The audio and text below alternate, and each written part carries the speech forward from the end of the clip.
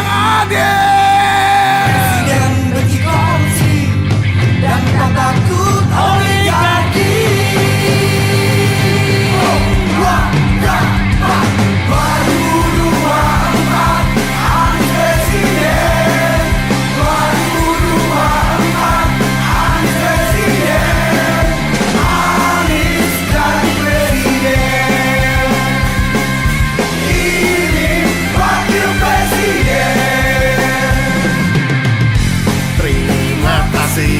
Anies Baswedan buat Jakarta semakin nyaman, tapi kami jauh lebih jadikan kau Presiden RI.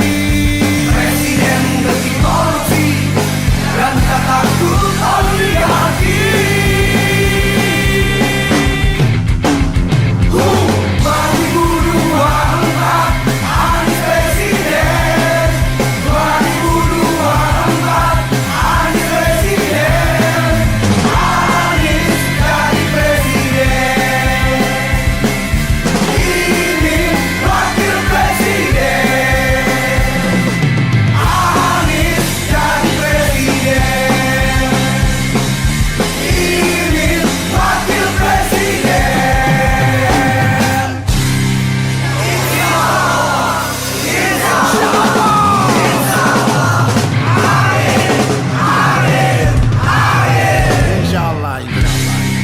Saya mau terlibat dalam film ini karena banyak orang yang akan makin paham bahwa memang telah terjadi kecurangan yang luar biasa sehingga pemilu ini tidak bisa dianggap baik-baik saja.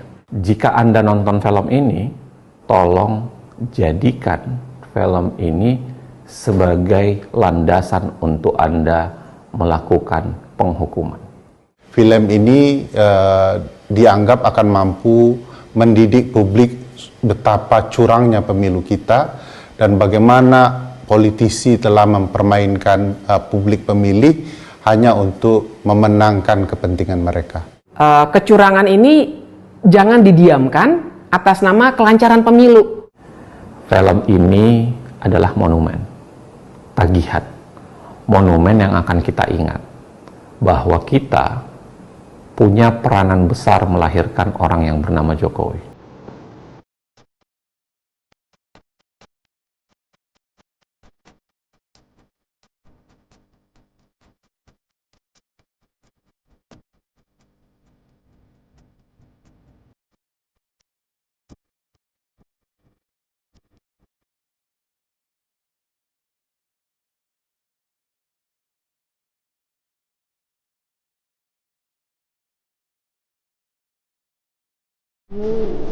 Lu gimana? Biar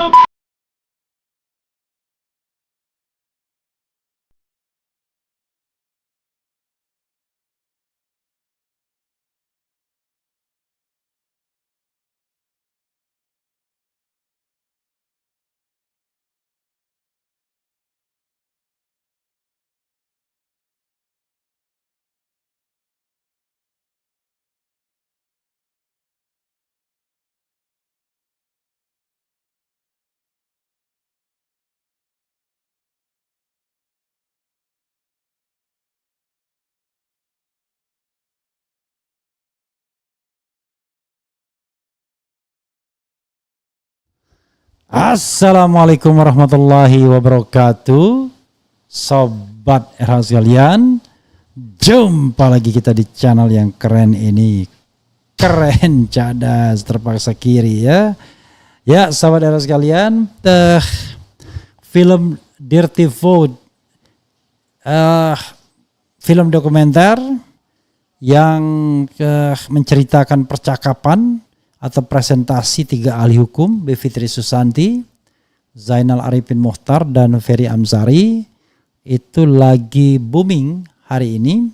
Sudah ditonton lebih 1 juta orang, walaupun channel YouTube-nya baru dibikin tanggal 9, tetapi subscribernya sudah 39-40 ribu.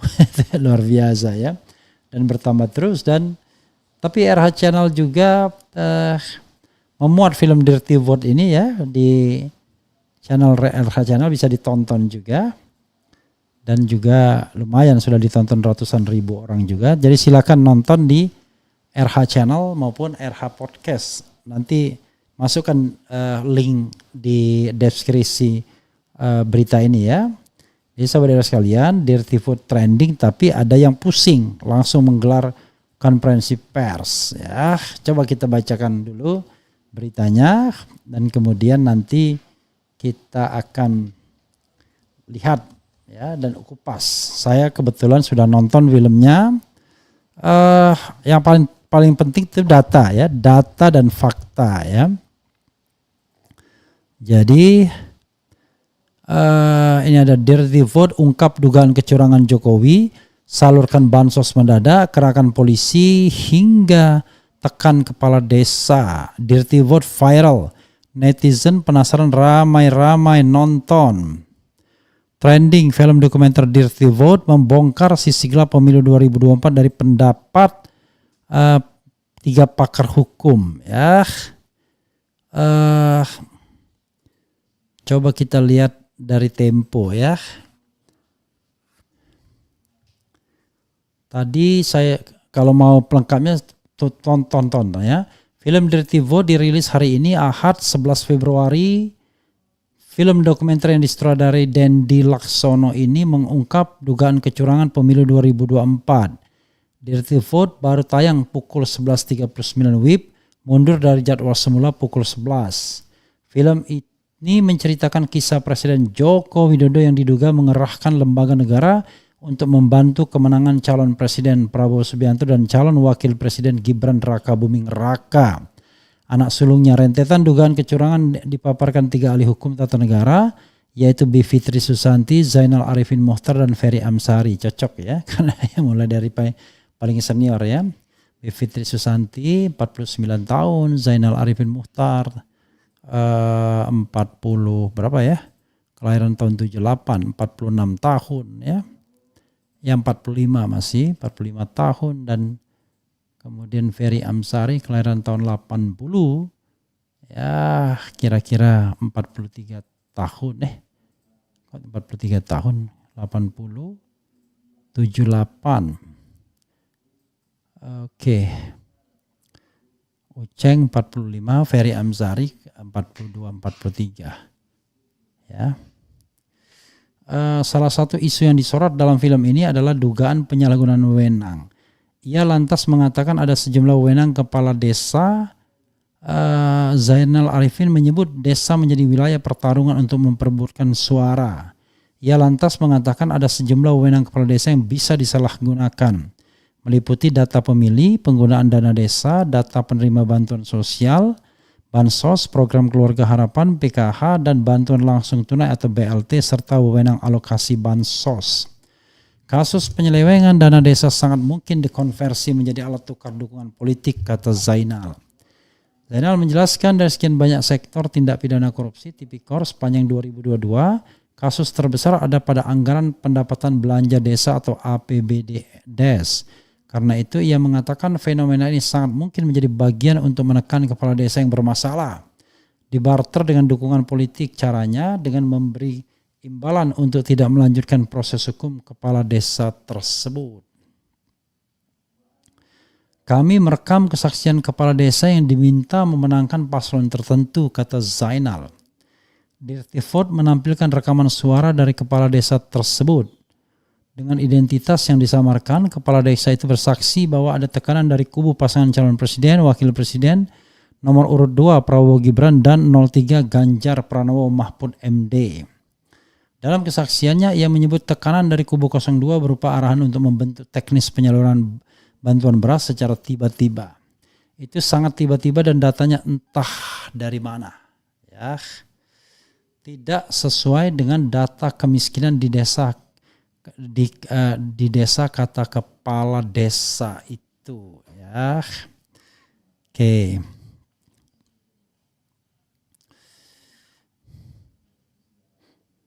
Walhasil bantuan itu menjadi polemik di desa. Kami kepala desa di paguyuban bingung, kami yang repot sendiri karena itu tidak sesuai data kebutuhan di desa katanya.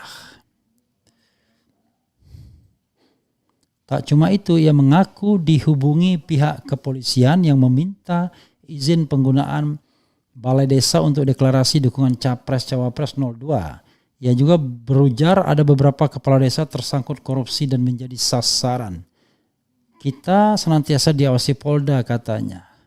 Kepala desa juga diminta menyiapkan laporan penggunaan dana desa di tahun 2021 hingga 2023.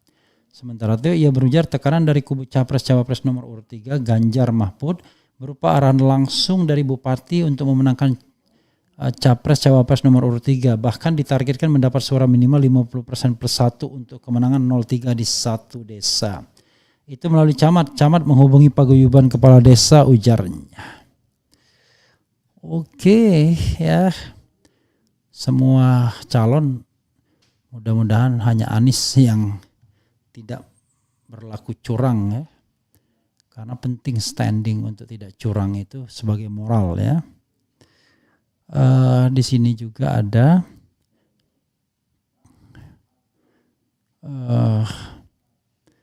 trending film dokumenter Dirty Vote membongkar sisi gelap pemilu 2024 dari pendapat 3 pakar hukum. Jawa Post ya, sebuah film dokumenter berjudul Dirty Vote menjadi trending di media sosial Twitter pada Minggu hari ini. Film Dirty Vote dibuat untuk membongkar sisi gelap pemilu 2024. Film dokumenter Dirty Vote ini disutradarai Denny Dwi Laksono. Ia sebelumnya sempat membuat gempar dengan film dokumenter Sexy Killer pada momentum pemilu lalu. Film Dirty Vote ini menjadi film keempat yang ia sutradarai. Film berdurasi 1 jam 57 menit 21 detik itu memperlihatkan fakta-fakta dan data bagaimana kecurangan pemilu berjalan. Dirty Vote ini merupakan dokumenter eksplanatori yang disampaikan oleh 3 ahli hukum tata negara. Ketiganya yaitu B. Fitri Susanti, Sekolah Tinggi Hukum STH Indonesia Jentera, Ferry M. Sari, Fakultas Hukum Universitas Indonesia Andalas, dan Zainal Arifin Mukhtar UGM. Ketiganya mengungkap berbagai instrumen kekuasaan telah digunakan untuk tujuan memenangkan pemilu dan merusak tatanan demokrasi, tulis keterangan video itu. Penggunaan infrastruktur kekuasaan yang kuat tanpa malu-malu dipertontonkan secara telanjang demi mempertahankan status quo. Bentuk-bentuk kecurangannya diurai dengan analisa hukum tata negara, imbuhnya. Film dokumenter Dirty Vote sesungguhnya menyajikan hasil riset kecurangan pemilu yang selama ini dikerjakan koalisi masyarakat sipil. Biaya produksi film ini dihimpun melalui crowdfunding, sumbangan individu dan lembaga. Ya tidak besar juga ya, cuman sekedar bikin video karena tidak kemana-mana ininya. Film ini menjelaskan sejumlah fakta dan data. B. Fitri mengatakan secara sederhana bahwa Dirty Vote merupakan sebuah rekaman sejarah perihal rusaknya demokrasi di Indonesia. Yang mengungkap film ini bercerita tentang 2 hal. Pertama, tentang demokrasi yang tak bisa dimaknai sebatas terlaksananya pemilu, tapi bagaimana pemilu berlangsung. Bukan hanya hasil penghitungan suara, tetapi apakah keseluruhan proses pemilu dilaksanakan dengan adil dan sesuai nilai-nilai konstitusi. Kedua, tentang kekuasaan yang disalahgunakan karena nepotisme yang haram hukumnya dalam negara hukum yang demokratis. Fitri mengingatkan sikap publik saat ini menjadi sangat penting untuk merespons praktik palsu dalam pelaksanaan pemilu. Ia mengharapkan para publik bisa bersuara lantang dan bertindak agar cita-cita luhur negara dapat terus hidup dan bertumbuh. Pesan yang sama disampaikan juga oleh Ferry Amsari. Menurutnya esensi pemilu merupakan rasa cinta tanah air, lantas kecurangan pemilu sama saja dan merusak cinta bangsa Indonesia. Ia mengulas rezim dalam film ini yang dia anggap lupa bahwa kekuasaan itu ada batasnya. Ia menyebut sebaik-baiknya kekuasaan adalah meski masa berkuasa pendek tapi bekerja demi rakyat.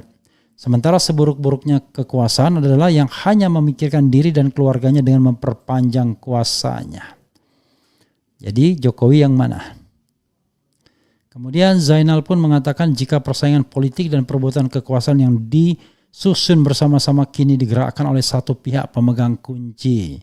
Persaingan politik dan perebutan kekuasaan, desain kecurangan yang sudah disusun bareng-bareng ini akhirnya jatuh ke tangan satu pihak, yakni pihak yang sedang memegang kunci kekuasaan di mana ia dapat menggerakkan aparatur dan anggaran, ungkapnya. Oke, saudara sekalian, dan ini ada juga berita bahwa film Dirty Vote viral dan kemudian netizen ramai-ramai nonton karena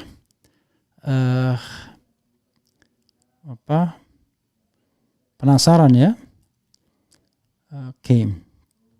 Film dokumenter berjudul Dirty Vote dari Detiknet langsung viral tak lama setelah dirilis. Film yang menceritakan dugaan kecurangan dalam pemilu 2024 ini membuat netizen penasaran dan ramai-ramai menontonnya. Dirty Vote tayang perdana pada Minggu 11 Februari pukul 11, tapi lewat tadi ya. Film dokumenter ini menampilkan 3 ahli hukum, yaitu Zainal Arifin Muchtar, Bivitri Susanti, dan Ferry Amsari. Ketiganya mengungkap berbagai instrumen kekuasaan telah digunakan untuk tujuan memenangkan pemilu dan merusak tatanan demokrasi. Penggunaan infrastruktur kekuasaan yang kuat tanpa malu-malu dipertontonkan secara telanjang demi mempertahankan status quo. Ribuan komentar dan like membajari karya ini di berbagai media sosial. Tautan video ini pun ramai dibagikan. Sedang di X Twitter, Dirty Vote memuncaki trending topik Twitter Indonesia. Lagi ngumpulin orang-orang yang mau nobar Dirty Vote. Bakal lebih seru kalau nontonnya rame-rame, kata seorang netizen. Boleh juga ya, biar Refli Harun yang menjadi komentatornya.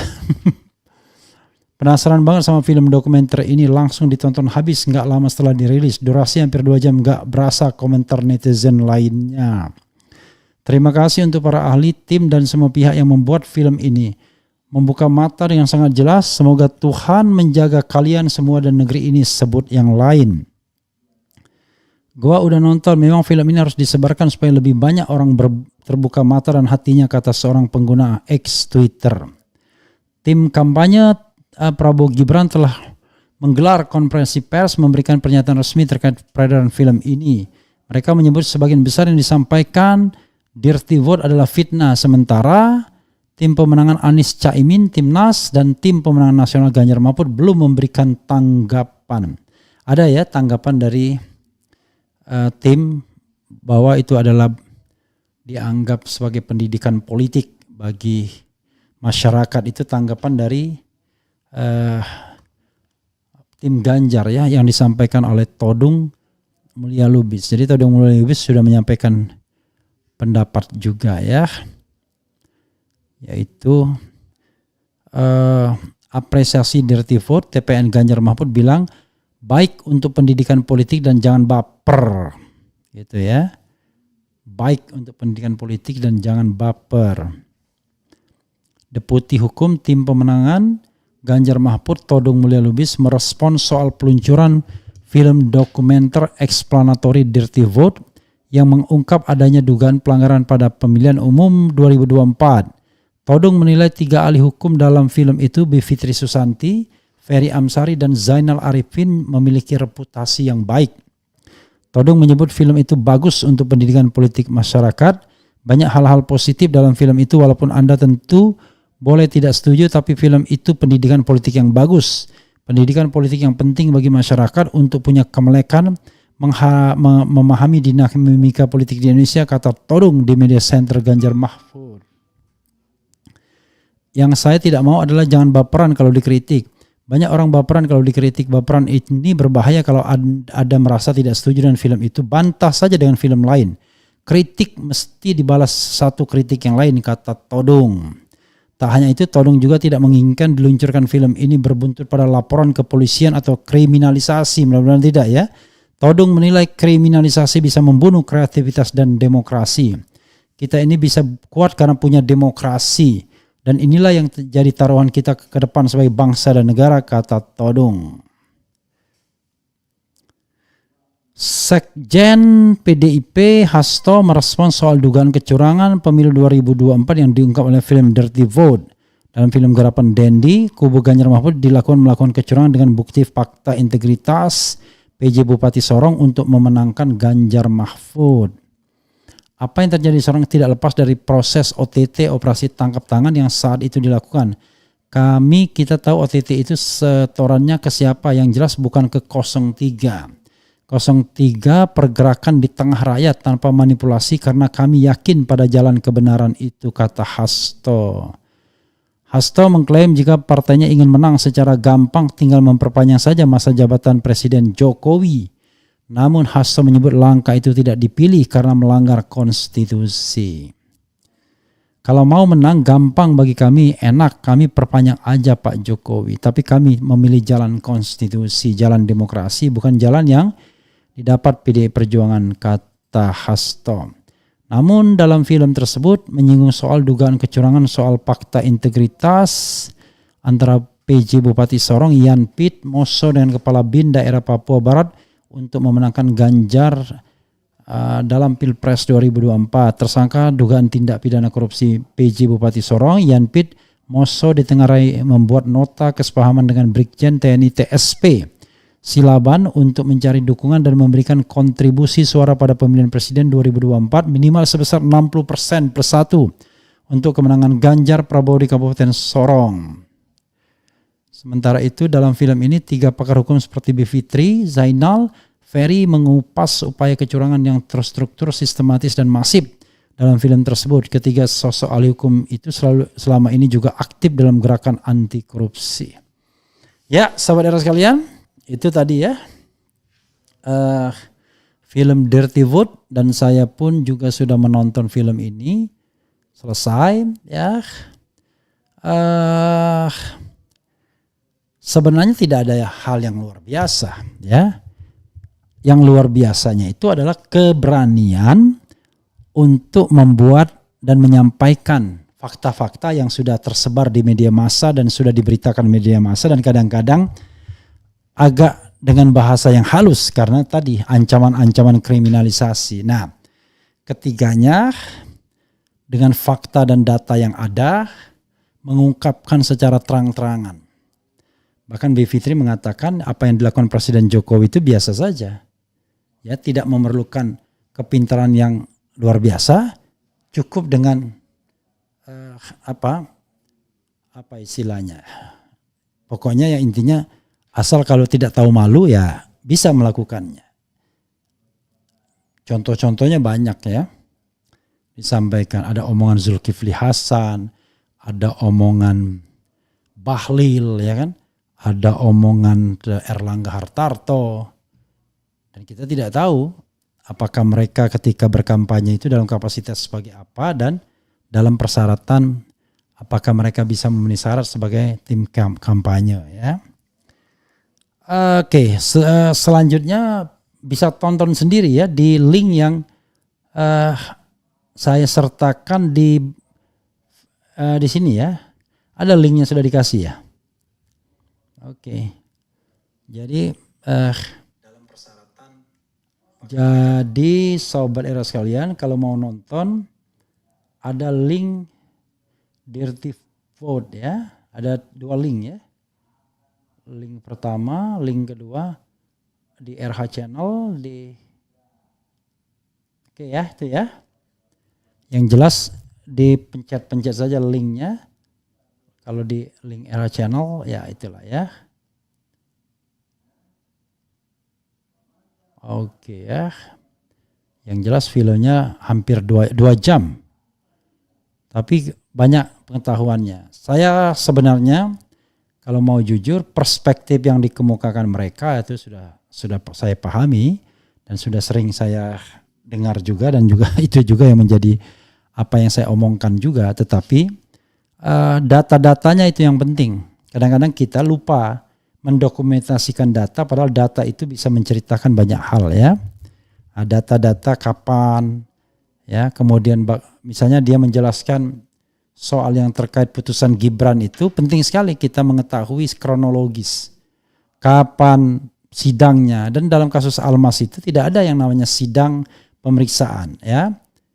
Bahkan ada sidang baru namanya sidang klarifikasi, dan permohonan itu masuk pada saat libur, dan Ketua MK Anwar Usman pada waktu itu memaksa ya petugas untuk masuk dan menerima kembali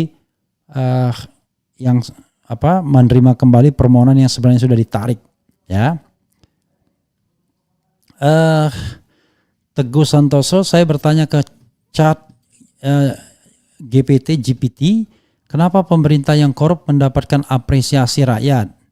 GPT menjawab karena pemerintah seperti itu menggunakan berbagai isu seperti ekonomi, stabilitas keamanan sebagai legitimasi. Ya.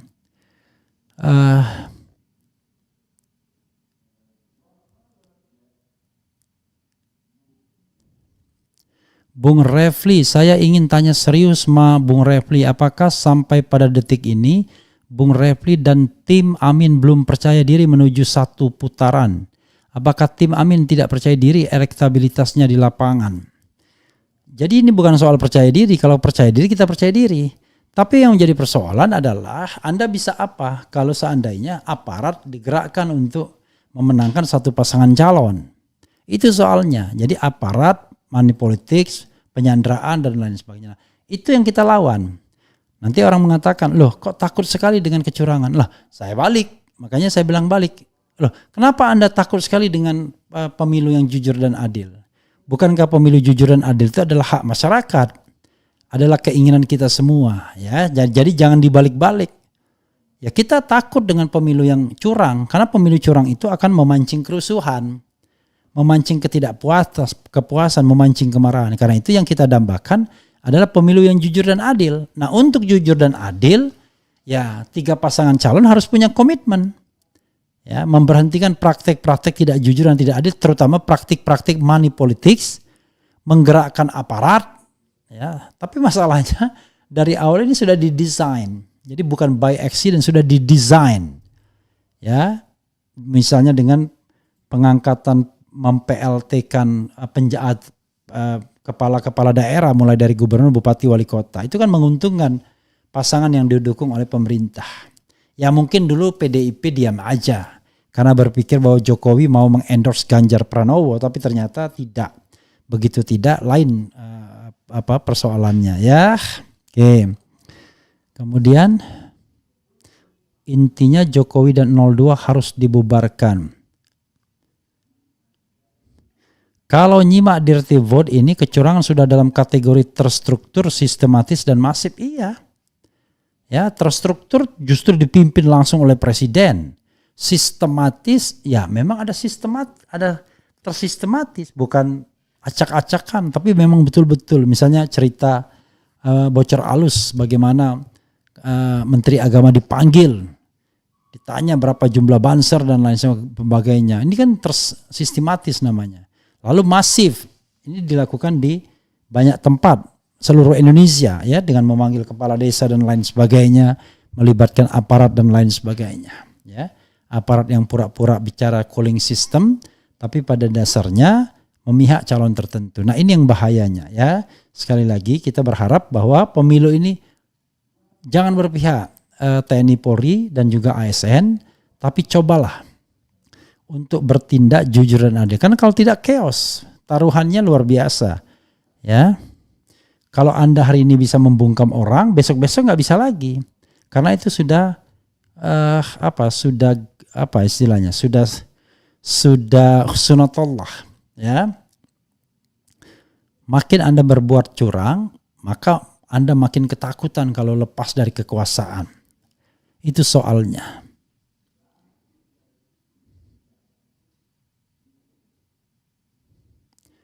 Bang Refli dalam salah satu acara TV Anda berpendapat bahwa paslon Amin paling tidak bisa jaga demokrasi. Di satu sisi konten Abang isinya kritik, pemerintah apakah nanti nggak bakal kehilangan konten Bang karena Amin demokratis nantinya?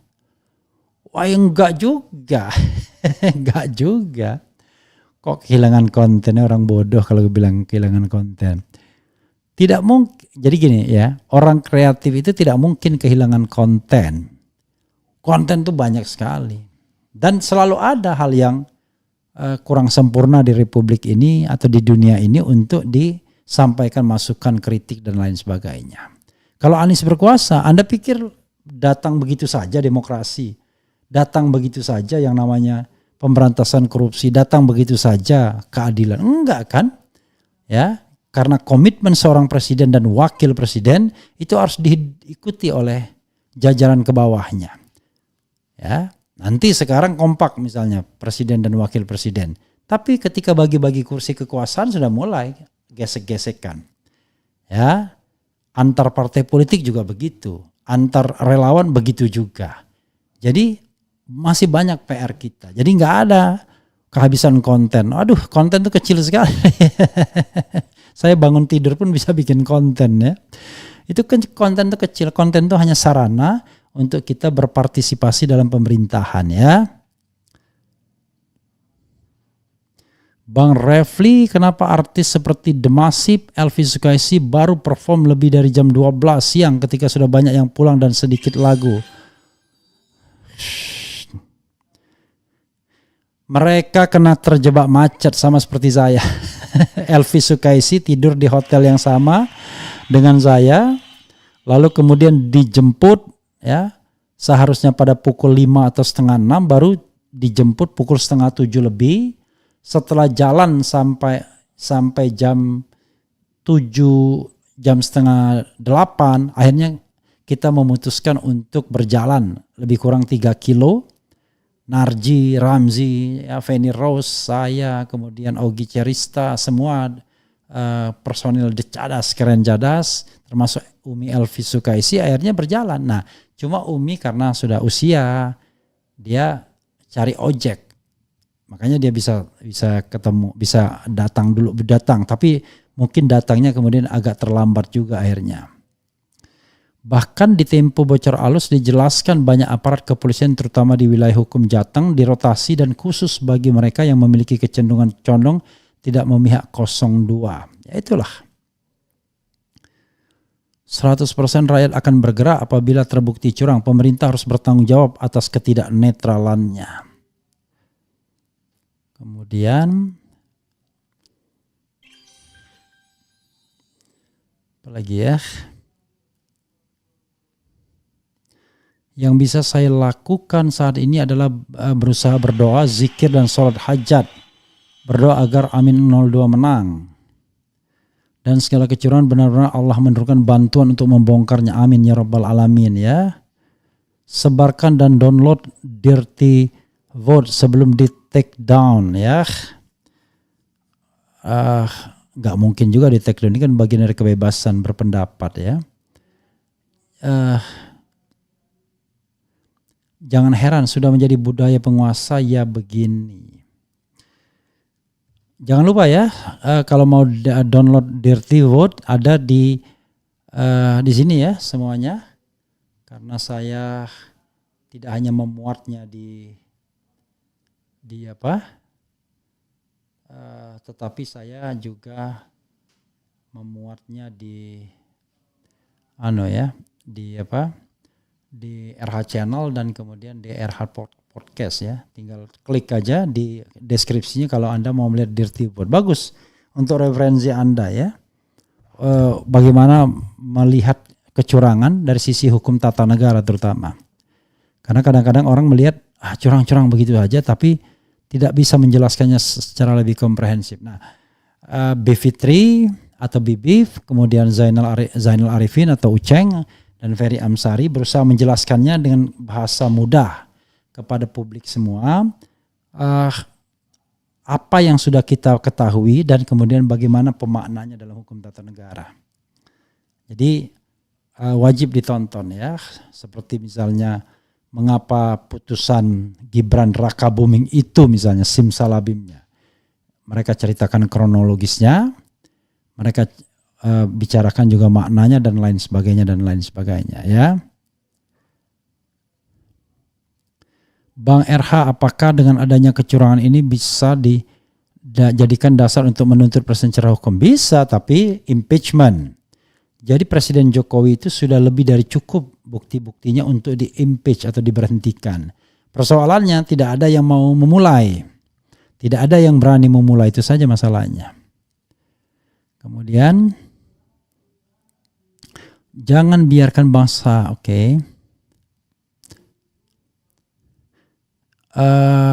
yang sebagai anggota Timnas, apakah tim hukum sudah menyiapkan segala bukti kecurangan TSM, pemanfaatan alat negara dan AS seperti bocor alus Tempo, kelakuan Jokowi sangat Ya sudah, insya Allah ya, saya sudah pertanyakan dan permohonan sedang dikerjakan, mudah-mudahan terus dikerjakan sehingga pada saatnya nanti bisa untuk alat defense ya, termasuk informasi bocor halus, informasi film Dirty Vote ini itu bisa menjadi bagian. Jadi untuk untuk berargumentasi secara kualitatif, not only kuantitatif, karena kualitatif sering tidak bisa menjelaskan kecurangan itu.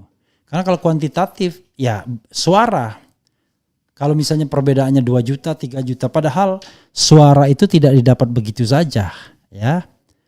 Suara itu adalah hasil dari proses. Nah kalau prosesnya kemudian curang dan curangnya itu betul-betul sistematis, terstruktur, masif, ya kalau sudah digerakkan oleh presiden nggak mungkin tidak terstruktur, maka kemudian yang bisa kita katakan adalah ya mereka yang terlibat dan diuntungkan patut didiskualifikasi, harusnya begitu.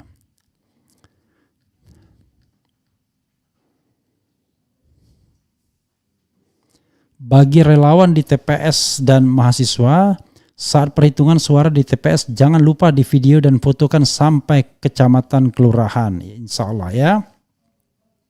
Saya selalu Bung Refli dan keluarga, salam buat Noval. Terima kasih ya. Mutiara siapa ini? Apa Mutiara Anissa? Mutiara Anissa, anaknya Anies Baswedan. Insya Allah, amin 01 Presiden untuk Republik Indonesia sudah ini. Karena kami sangat rindu dengan pemimpin yang seperti Abah Anies dan Caimin. Amin. Ya, wah kita berharap ya mereka menjadi orang yang amanah. Ya. Kalau khusus untuk Caimin ya mudah-mudahan hijrah politiknya kafah ya, karena di masa sebelumnya dia juga yang melegitimasi 3 putaran dan lain sebagainya, tapi bertemu dengan Abah Anies mudah-mudahan mengubah perspektif politiknya secara drastis dan bisa melihat bagaimana perjuangan untuk menegakkan kebenaran dan keadilan. Jadi walaupun kecil tapi menjadi Umar bin Khattab ya, mudah-mudahan insya Allah. Bang, mohon maaf sebelumnya mau tanya tanggapan abang mengenai politik yang menggunakan suatu identitas yang mayoritas dan terkesan menjual branding tersebut hanya untuk mengambil suara rakyat. Thanks. Aduh, Anda ini kayak orang yang tidak paham tentang political marketing ya. Lucu sekali ya. Political marketing itu tidak didasarkan pada hanya teori tapi fakta di lapangan. Karena itu tentu kita menyampaikan bahasa yang berbeda-beda kepada rakyat calon pemilih kita. Enggak mungkin bahasa kita sama. Tidak ada juga bahasa nasional. Tapi kalau kita bicara tentang misalnya kecenderungan Anies didukung oleh kelompok kanan, kemudian Ganjar kelompok kiri, atau kelompok nasionalis, ini kelompok Islam, kemudian Prabowo kemudian berusaha menjadi alternatif, didukung oleh kelompok kekuasaan dan kekuatan finansial, ini genre baru. Ya, genre baru. Jadi bukan lagi Islam nasionalis tetapi genre uang dan kekuasaan. Maka ya itu adalah tipologi secara umum. Tapi bahasa politik sehari ke rakyat itu beda-beda. Ya, Anda harus menyesuaikan dengan bahasa pemilih ya. Itu pengalaman saya juga kalau terjun ke lapangan.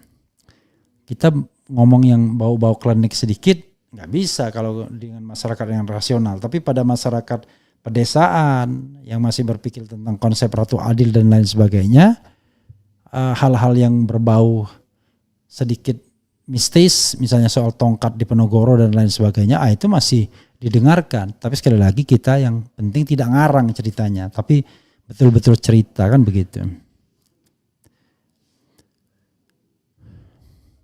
Yang publik lupa itu ketua KPU bisa 2 kali kena peringatan keras terakhir. Jadi acuan terakhir itu gimana? Kenapa ketua KPU tidak dipecat? Sebelumnya pernah karena ternyata di kasus wanita emas. Itulah bodohnya ya kita semua. Kok bisa ketua KPU-nya tidak dipecat? Ya minimal didemosi lah, tidak lagi menjadi ketua. Ini kok peringatan keras terakhir. Nanti yang ketiga terakhir juga. Allahu Akbar ya. Jadi yang bodoh sopo gitu ya.